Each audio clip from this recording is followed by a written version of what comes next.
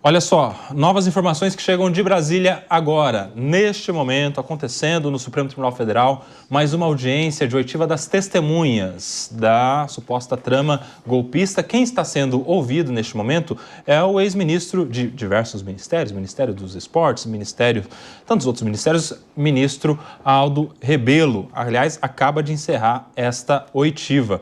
E teve também ali o entreveiro que a gente já noticiou, que foi o ministro Alexandre de Moraes ameaçando o ministro Aldo Rebelo, testemunha, de prisão. A gente já trouxe isso agora há pouco com informações do nosso repórter Bruno Pinheiro, que está lá acompanhando. Alexandre de Moraes teria dito à testemunha, ministro Aldo Rebelo: se comporte ou vou dar voz de prisão por desacato. Respondeu então Aldo Rebelo: estou me comportando. O ministro vai deixar eu responder? Ou seja, foi firme ali com o ministro do Supremo Tribunal Federal. Teve, então, uma intervenção, neste momento, do Procurador-Geral da República, o doutor Paulo Gonet, que disse o seguinte: ministro, acho que quem faz a pergunta é o advogado e não a testemunha. Quem tem que saber alguma coisa somos nós e não você. Ministro, no caso, não o Alexandre de Moraes, o ex-ministro Aldo Rebelo. Então, levou ali também uma chamada do Procurador-Geral da República e complementou, na sequência, o ministro Alexandre de Moraes. Se o senhor quer saber, o senhor lê na imprensa e não aqui. E aí o ministro Alexandre de Moraes faz uma pergunta até com uma pitada ali, uma cutucada. O senhor estava na reunião para saber qual foi a interpretação da língua portuguesa? E o ministro Aldo Rebelo respondeu, então, não. E aí, resposta do ministro do Supremo Tribunal Federal, Alexandre de Moraes: então o senhor não tem capacidade de avaliar se não estava lá. E aí, na sequência, o ministro Aldo Rebelo dá uma resposta meio torta, falando o seguinte: a apreciação da língua portuguesa é minha e não admito censura. E neste clima amigável ali, entre Aldo Rebelo, Alexandre de Moraes e Paulo Gonet, eles encerraram a oitiva do ministro Aldo Rebelo, ministro dos governos Lula e Dilma, e agora, recentemente, era secretário, não sei se permanece, secretário da gestão do Ricardo Nunes aqui em São Paulo, até o ano passado, pelo menos. Preciso confirmar se permanece ou não, acho que não, né, Leandro? Ele era secretário de Relações Internacionais de Ricardo Nunes, exato, bem lembrado, tá? A Ângela Gandra Martins ocupando essa pasta, que era do Aldo Rebelo aqui na Prefeitura de São Paulo. E aí, professor Túlio Nassa, como é que você vê essa oitiva entroncada, né? A gente não tem imagens, até por uma questão de respeito ao Código de Processo Penal, de que uma testemunha não pode acompanhar o testemunho da outra, mas a nossa reportagem está trazendo essas informações aí em primeira mão. Olha, Koba, infelizmente é o puro suco da política brasileira. É a judicialização da política ou a política na judicialização, né? Me parece aí muito mais pão e circo. Evidente que esse tipo de discussão acalorada entre testemunha, juiz, Ministério Público, advogado, isso é comum, tá? Saiba a nossa audiência. Isso não é algo que não acontece nos tribunais, nas primeiras instâncias. O que chama atenção é acontecer no Supremo Tribunal Federal, né? Ali, realmente, ministros com ilibada reputação, conhecedores da lei e da ordem, deveriam destensionar, né? Esse tipo de debate e discussão não chega ao ponto de desacato, né? Isso faz parte ali do processo judicial, muitas vezes no calor da resposta, da emoção. Me parece que a palavra de ordem deve ser equilíbrio, né? Não cabe, evidentemente, à testemunha interpelar como o ministro deve perguntar, e não cabe também ao ministro concluir se a testemunha falou algo que ele gostou ou não gostou, né? A fala da testemunha, ela é livre. Cabe ao ministro perguntar outra coisa. Cabe ao Procurador-Geral da República perguntar outra coisa. Então, ali, me parece que ninguém tem razão, Koba. E você, Cíntia, como é que analisa essa discussão acalorada? Primeiro que a gente não tem o recorte do que estava acontecendo antes, né? Porque em que momento que foi dito, olha, vou prendê-lo aí, vou dar ordem de prisão por desacato. A gente não tem exatamente recorte e a gente não sabe o contexto das coisas. E como o Túlio disse, isso é comum. Infelizmente, assim, essas altercações em audiências, isso qualquer advogado sabe que pode acontecer.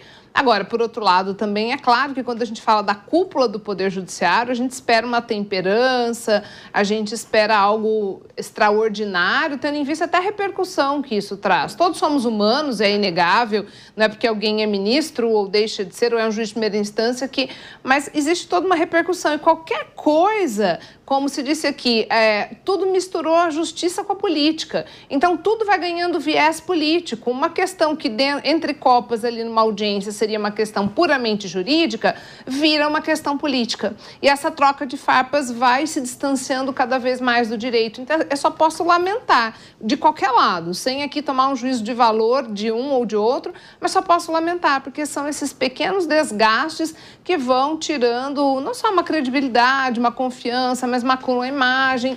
E a pessoa, o leigo que está em casa, muitas vezes não tem noção de que isso realmente acontece, né? E nesse momento, já que é algo que realmente está aí com muita repercussão nacional e que gera reflexos de muitas montas, sobretudo políticas, entendo que é lamentável. Olha só, vou contextualizar aqui, porque as informações vão chegando minuto a minuto, então a gente precisa organizando aí cada informação que chega, para você entender o contexto todo. Quem é essa testemunha? Ministro Aldo Rebelo. Foi ministro dos Esportes, ocupou outros ministérios, inclusive, Ministério da Defesa de Dilma Rousseff, foi ministro de Lula e de Dilma, ele era inclusive do PCdoB, salvo engano. Ele está sendo testemunha de quem? Do Almir Garnier, que era o chefe da Marinha. Não é isso? E lá na oitiva, o advogado do Almir Garnier fez perguntas ao Aldo Rebelo sobre o apoio do cliente do Garnier a uma suposta tentativa de golpe, aquela chamada reunião entre os chefes das forças. Entenderam? Garnier estava nessa suposta reunião e o ministro Aldo Rebelo é testemunha dele de defesa. E aí, como é que se iniciou o entrevero todo? O advogado de Garnier, que inclusive é um ex-senador, Demóstenes, ele faz uma pergunta para o Aldo Rebelo se seria possível colocar que o Garnier teria condição de dar golpe, colocando as tropas à disposição do ex-presidente, né, que isso é o que consta lá na denúncia. E aí, olha só a resposta inicial desse entrevero todo. Ele diz o seguinte, o ministro Aldo Rebelo, testemunha de defesa do Garnier. Na língua portuguesa, precisamos colocar em consideração a força de expressão. Quando alguém diz estou frito, não significa que esteja dentro de uma frigideira. Quando alguém diz estou à disposição, não significa literalmente o que quer dizer. E aí foi um momento que foi interrompido pelo ministro Alexandre de Moraes, que preside essa audiência de oitiva. O ministro Alexandre de Moraes interveio falando o seguinte, o senhor estava naquela reunião? Não. Então o senhor não tem condições de avaliar a língua portuguesa naquela ocasião. Atenha-se aos fatos, disse o ministro Alexandre de Moraes. E aí, o ministro Aldo Rebelo retrucou e falou o seguinte, a minha avaliação da língua portuguesa é minha. E aí, o ministro Alexandre de Moraes respondeu, então, dizendo o seguinte, se não se comportar, será preso por desacato. E aí, o ministro Aldo Rebelo, então, disse o seguinte, estou me comportando. E, na sequência, então, o ministro Alexandre de Moraes disse a ele, então responda a pergunta, é sim ou não? A testemunha, e aí o ministro Aldo Rebelo terminou dizendo, não posso responder sim ou não. E aí o advogado, já entendendo o cenário todo, partiu para outra pergunta para o negócio melhorar um pouco ali no clima todo. Esse foi o contexto. Leandro, a testemunha quis dizer ao ministro que depende, a interpretação, tem que ver direito o que significa isso, quando foi advertido de que não cabe você ficar falando de interpretação, se a testemunha tem que falar dos fatos, é sim ou não, e se não se comportar vai ser preso. E aí, Leandro Ferreira? Olha, Koba, fico pensando assim que o país fica paralisado, né, em torno desse tipo de julgamento ou de tema. Eu acho que o STF deve ter muita coisa sobre o que decidir. De fato, eu acho que prolongar com assim, coisas espetaculosas esse tipo de julgamento consome um tempo que eu pessoalmente preferiria que tivesse sido gasto de outra forma pelas grandes autoridades do país, e é por isso que eu acho reprovável a postura do Aldo Rebelo. Mas das informações todas aqui que você passou, uma que eu acho muito interessante é que o Demóstenes Torres é o advogado de defesa do tal almirante, né, Garnier, Para quem não sabe, procura no Google aí Demóstenes Torres e os bons vinhos que ele gosta de tomar, vai saber quem é esse cidadão. Maria De Carli, sua avaliação sobre essa treta toda? Olha, eu acho que tudo isso, né, a gente noticiando aqui, parte da nossa atual era digital, onde a gente acompanha tudo ao vivo e a cores, e parece, eu ouvindo os meus colegas de bancada falar, concordo com muitos pontos trazidos aqui, gostei do que a Cíntia colocou, mas assim, parece coisa de torcida, né, fla-flu. Meu Deus, o ministro disse isso agora, e agora o ex-ministro falou isso, e enfim... Vai prender. E segue, vai prender, não vai prender, vai prender. De fato, é uma tristeza a gente tá se fixando nesses pormenores, quando o contexto ele é maior, ele deveria ser analisado sem paixões e fazer o julgamento, provavelmente, com certeza, o mais isento possível. E o suco de Brasil, né? Vai continuar. É possível que isso... Essa politização das instituições que eu falei mais cedo. É possível que isso seja tratado sem paixões, Otúlio? Difícil, infelizmente difícil. Um julgamento desse porte, envolvendo consequências para a República das maiores, é difícil que a paixão não esteja presente. Mas é preciso controlar essa paixão. O que me chamou a atenção nesse caso é que se o ministro deixou o advogado fazer a pergunta sobre a interpretação literal para a testemunha estava falando sobre isso. Então não cabe depois falar, não quero que você fale sobre a interpretação literal, fale sobre os fatos. Então deveria ter sido impugnada a pergunta, né? De modo que não deveria ter escalado para esse tipo de ordem de prisão, ameaça de prisão, enfim. Infelizmente, Koba, nós, como foi falado aqui, nós vivemos um momento de pão e circo, em que esse julgamento ele toma a vida da população. Eu vou dar uma sugestão ao Supremo Tribunal Federal, que seria muito importante para a vida cotidiana das pessoas também, que julgue o caso das emendas parlamentares, em definitivo, cobrando muito mais transparência, procedimento, para que pelo menos, já que a gente tem essa sangria de recursos públicos ali, quase 50 bilhões de reais por ano, que eles então fixem em definitivo quais são os parâmetros constitucionais para que isso seja utilizado. É isso. Mas está sendo feito, né? O ministro Flávio Dino é o relator dessa ação, inclusive. Não, mas ele faz em caráter monocrático e são decisões sempre interlocutórias. Não se traz uma segurança jurídica, não se traz um posicionamento claro sobre a matéria. Duro. Em cada momento, ele dá uma decisão, aí depende de um acordo do que vem do Congresso Nacional para que ele recue ou não, para que ele libere ou não. Então é preciso esse julgamento que seja de fato definido, levado ao final e nós tenhamos uma segurança jurídica sobre isso. Voltar para essa questão aqui, Cíntia, dessa audiência entroncada que foi a oitiva do ministro Aldo Rebelo. Essa questão de ameaçar de prisão por desacato é perigosa porque se o negócio esquenta tem que cumprir a ameaça, né? No caso não é nem ameaça, porque a ameaça é promessa de mal injusto e grave, né? Seria ato ilícito. Nesse caso, se fosse o caso, depender da interpretação, cumprir a lei não seria injusto, seria lícito. E aí? É uma advertência no caso, né? Mas a seguir, pelo relato que você trouxe aqui para nós, que também do contexto, ao meu sentir, de fato, é exacerbado, porque há situações nas quais o magistrado precisa, sim, da voz de prisão por questão de desacato. Agora, nesse sentido, ele poderia, no máximo, dizer, essa pergunta não vai ser considerada, eu estou lhe advertindo, mas por voz de prisão, eu entendo que é uma destemperança. Aí, como você disse, quem porta a arma tem que estar disposto, né, a atirar, usar. Então, fica completamente essa questão de, olha, cuidado com o que você vai falar, eu sou autoridade aqui, de fato mas até a autoridade precisa ser exercida de forma adequada. A testemunha está ali, se o testemunho dela não for algo dos fatos, eu concordo com a fala do ministro Alexandre, quando ele diz, o senhor deve se ater aos fatos, o senhor estava lá, o senhor não estava, não dá para entender o contexto do que aquilo é dito. Mas como disse aqui também o Túlio, falou que talvez, então, a pergunta que tivesse que ter sido impugnada, o senhor não pode responder dessa forma, porque a interpretação do que não se viu, essa pergunta, isso vai ser desconsiderado ou vai ser avaliado depois.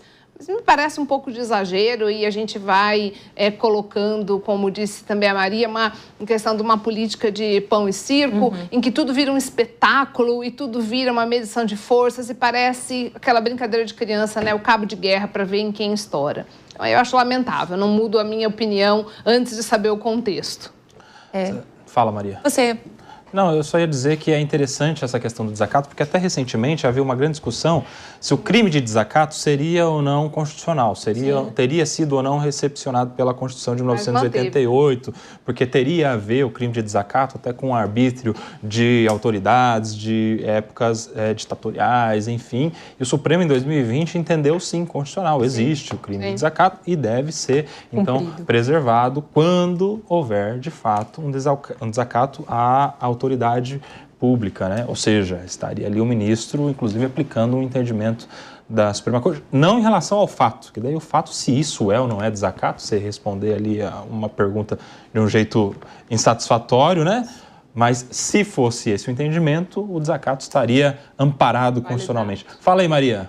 Entendo que destemperos e tensões fazem parte de julgamentos como esse, né? Disse aqui mais cedo a questão das paixões, somos todos seres humanos, estamos sujeitos a isso, por mais que a gente se comprometa, né, quando, principalmente no poder judiciário, se comprometer com a justiça e, de certa maneira, né, com o balanço, o equilíbrio ali dos fatos, a gente sabe que sempre um vai tender para o seu lado de preferência política ou não. Então, é muito complicado tudo isso, que se exacerba muito mais com essa torcida Fla-Flu que eu disse também mais cedo. E isso vai longe, minha gente, vai longe. Isso vai ser pauta, esses julgamentos todos que a gente tem visto aí, o próprio STF como instituição, vai ser pauta para a gente discutir muito e pauta crucial nas eleições de 2026. Pela primeira vez, assim, eu vejo, não só no Brasil, uma tendência mundial, né? O Poder Judiciário sendo aí questionado pelos outros poderes. É normal, óbvio, o embate entre os poderes é saudável, mas do jeito que está, com a polarização, isso está, assim, passando dos limites e está complicado demais. E é pauta eleitoral, não só aqui, é pauta eleitoral nos Estados Unidos e isso só vai piorar. Então, é isso. Se você gosta de tal juiz, você é de esquerda. Se você gosta de tal juiz, você é de direita. Mas se você defende... Então, assim, não é... a gente tem que avaliar como um todo, como sociedade. Então, esses julgamentos vão ser também a pauta de esquerda, pauta de direita. A questão da anistia vai ser uma das principais pautas eleitorais até 2026. Então, vamos acompanhar as cenas dessa próxima telenovela brasileira. Agora é o seguinte, Leandro Ferreira, você conhece bem a história do ex-ministro Aldo Rebelo? Poderia esperar um entrevero com o ministro Alexandre de Moraes de qualquer das testemunhas aí, mas não esperaria dele, porque ele, no trato, parece ser uma pessoa pacífica, não dada a muitos entraves, muitos debates tão acalorados assim. Como é que você vê essa figura do ex-ministro Aldo Rebelo? Foi ministro dos governos do PT, é aliado do Ricardo Nunes, e aí? Bom, pacífico, mas acho que a história dele é muito valorosa. Acho que até as pessoas podem conhecer um pouco mais. Participou da guerrilha do Araguaia, né? Então, não é que interessante seja... é você falar que é valorosa porque participou da guerrilha do Araguaia. Nossa, que valorosa. Eu acho que a guerrilha do Araguaia é um episódio ainda por ser mais conhecido no Brasil. Por isso, convido a todos, todas e todes para conhecer. Meu Deus do céu. Ainda errou, fez Quem vai te advertir agora sou eu, Leandro Ferreira. Aí, ó, eu que vou te prender por desacato à língua portuguesa. Aí, vai lá. Pronto. Então, o Aldo Rebelo... Fale você que a língua portuguesa, você que interpreta. Né? A língua portuguesa precisa acolher a diversidade da sociedade também. E, então, eu entendo que o Aldo Rebelo, ele é ex-ministro, ele não estava nessas reuniões.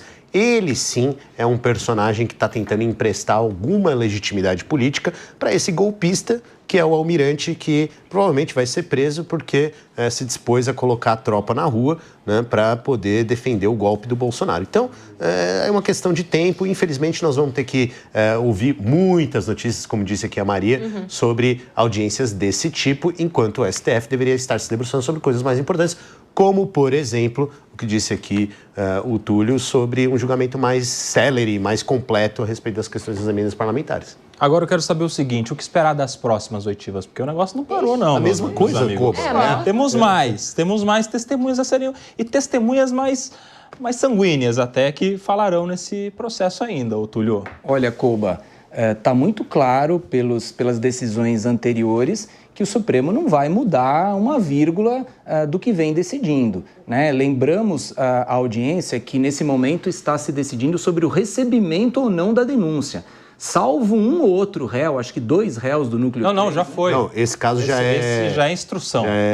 Já se recebeu a denúncia, são réus e estão agora produzindo provas. Nesse momento, sim. Exato. Mas eu estou fazendo um contexto. No momento do recebimento da denúncia, o Supremo Tribunal Federal já antecipou ali quase que uma posição de mérito. Então, não me parece que o Supremo Tribunal Federal, mesmo agora com as oitivas, com toda essa produção de prova, irá retroceder uma vírgula daquilo que ele decidiu quando recebeu as denúncias. Ele não simplesmente decidiu ao receber as denúncias que há ali elementos mínimos de autoria, materialidade, que não tem nenhum vício processual. Ele entrou no mérito, né? Então, me parece que é um julgamento que a gente já conhece a conclusão.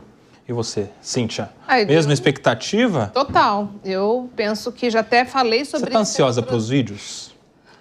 Quando acabar. Eu gostaria. Eu tô por uma razão, para mostrar para os meus alunos e a gente conversar sobre a questão, né? Entendeu? Sobre questão ética, né? Vamos conversar o que até mesmo a postura dos advogados, mas assim, eu aqui como Túlio não espero outra coisa. Eu não estou dizendo sob o ponto de vista de espetáculo, estou dizendo sob o ponto de vista de postura em relação à própria, até um pré-julgamento, sim, é inegável isso, não dá muito para dizer agora. Surpresa vai ser se o resultado vier de forma diferente. E eu acredito que o nível, o tom das oitivas seguirá nessa mesma linha. Perguntei se a professora Cíntia está ansiosa pelos vídeos, porque, como você sabe, não é permitido gravar nem transmitir as audiências que estão acontecendo nesse momento. A decisão do Supremo Tribunal Federal permitiu que os jornalistas acompanhassem ali em uma sala específica destinada no Supremo Tribunal Federal às audiências, mas não podem fazer nenhum tipo de registro de áudio e vídeo até para que isso não seja acompanhado pelas outras testemunhas que ainda serão ouvidas. É uma questão de proteção do Código de Processo Penal, com a qual eu não concordo tanto assim. Até tem uma discussão, né, porque as audiências não deixam de ser públicas. O que deve ser preservada é a incomunicabilidade ali das testemunhas, que se coloque todas as testemunhas numa sala e só sai quando falar, mas tinha que ser público para todo mundo acompanhar. De qualquer forma, essa foi a decisão do Supremo Tribunal Federal e, em algum momento, lá no final de cada um desses processos, antes da condenação ou não, provavelmente teremos acesso para acompanhar como é que foi esse bate-boca aí entre o ministro Alexandre de Moraes e o ex-ministro Aldo Rebelo. Ô, Maria, você gosta de novela, você está acompanhando como se fosse uma série, imagino que também esteja ansiosa, em né? tempos de era digital, nada fica distante das redes e dos olhares públicos.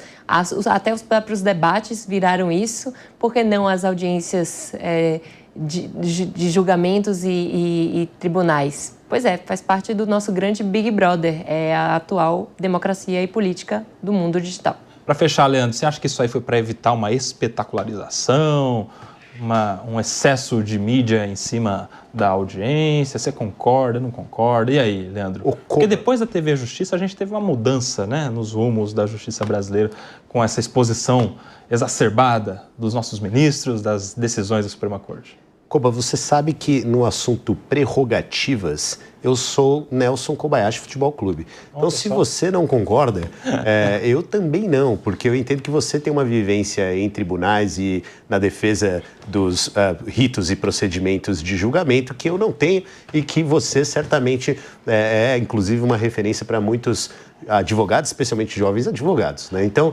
eu assino embaixo aquilo que você disser a respeito disso, não de tudo. Tá. Eu só quero dizer, Koba... Tava bom, né? Essa provavelmente é a minha última fala aqui. Então, eu queria me despedir, convidar a todos para sestarem em homenagem ao Sebastião Salgado, que faleceu, né? Fotógrafo brasileiro, tão importante para as lutas populares e tão consagrado no mundo todo. Eu vou sestar em homenagem ao Sebastião Salgado. Bom, nossa homenagem aí, as manifestações de abraços, conforto para a família, pessoa ilustre, que nos deixa como bem registrado aqui pelo Leandro Ferreira. Agora, para encerrar esse nosso programa, o Leandro é um cara safo. Ele traz cafezinho na hora do intervalo para a turma aqui, ele agrada, ele faz uma mensagem de carinho para todos nós, na esperança de que a gente não o amasse. Mas não funciona, Leandro Ferreira. A gente se vê na programação da Jovem Pan aí, você vai ver. Só que eu não perco a oportunidade. Dá Meu desacato. amigo Volte Leandro desacato Ferrari. pra Cuidado que eu Pois posso é. gostar de uns amassos. Não neste sentido, o Leandro Todes Ferreira. Muito obrigado, Túlio Nassa, muito obrigado, Cíntia Nunes, Maria De Carli, Leandro Ferreira. Muito obrigado a você que esteve conosco no Linha de Frente desta sexta-feira. Vamos sextando por aqui. Vai chegando o Evandro Cini. Já tá ali com a sua gola aberta. Sexta-feira, né, Evandro? Nelson, tá Também te imitei hoje, viu? Sexta-feira, uns amassos aí no Linha de Frente. Que isso? Tá contigo, meu amigo. Bom programa pra você. Um abraço, meu amigo. Grande abraço a todos aí do Linha de Frente.